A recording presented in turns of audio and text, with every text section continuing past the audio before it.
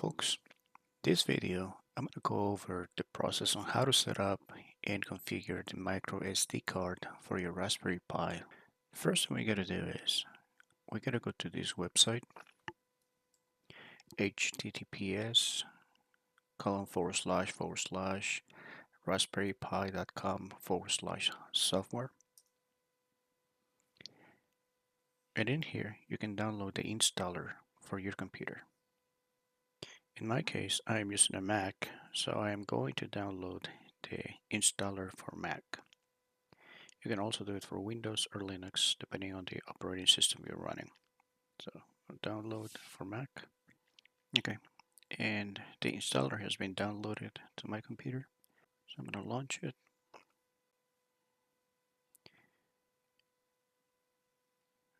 And then I'm going to look for it. And once I find it, I'm going to open. I'm going to say open anyways. And there we go. Now what I need to do is I need to select which Raspberry Pi I'm going to configure. So select Raspberry Pi 5, next. And for the Raspberry Pi 5, I want to download the 64-bit OS. Click on next. And now it's asking me to select the storage device. So what I'm going to do now is I'm going to plug in my micro SD card into my computer and wait for it to be recognized. And there we go. Now I select the micro SD card, click on next. It's going to ask me to give it the host name I want to give it to. So in this case, I'm going to call it mini router. That's what I'm going to be doing with this Raspberry Pi. I'll click on next.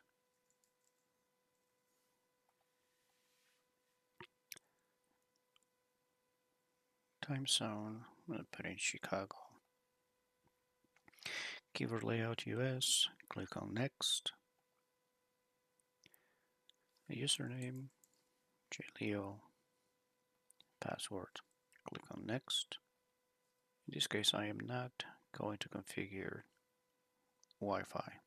So I'm just going to go ahead and click on next.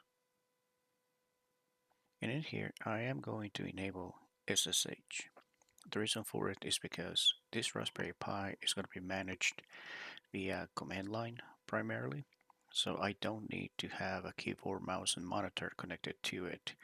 This is what it's called a headless setup. So I am going to enable that.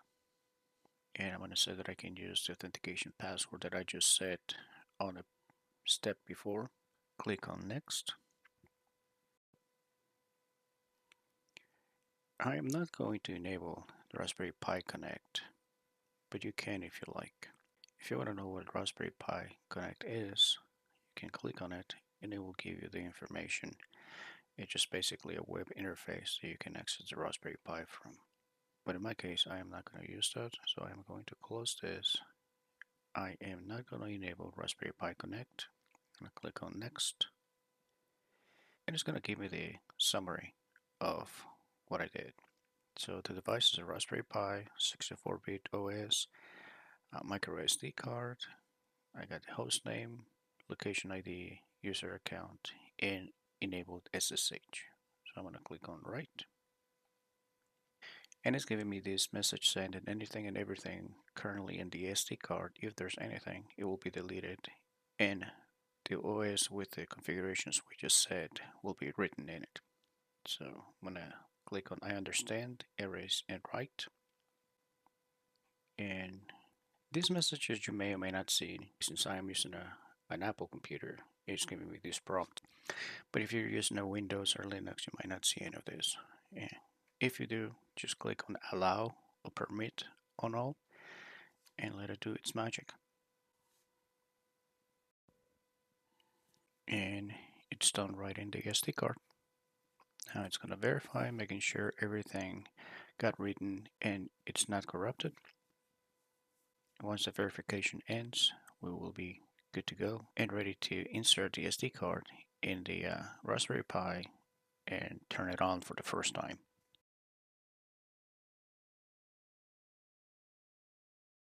Alright, and the verification process ended. Everything checks out, so I'm going to click on finish. And now to properly remove a USB device from a Mac computer, what I'm going to do is I am going to open terminal, and then I'm going to type in this command line. What this does is it's going to check and see if there are any USB devices connected to the computer. In this case, it's telling me that there is one, which is disk 2.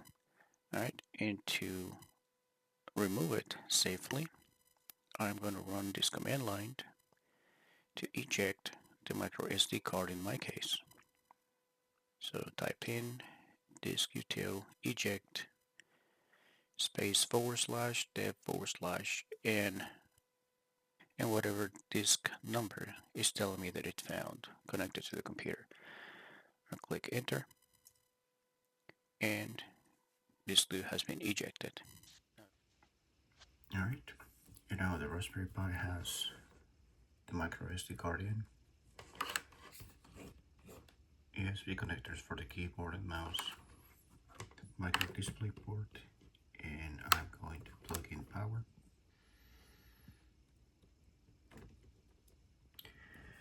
And now it's coming up.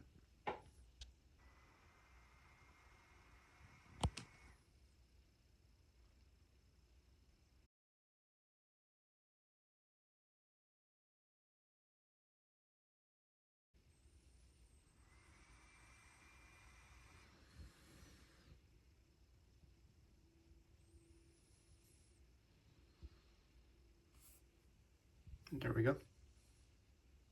The Raspberry Pi, it's on. Thank you for watching. See you in the next one.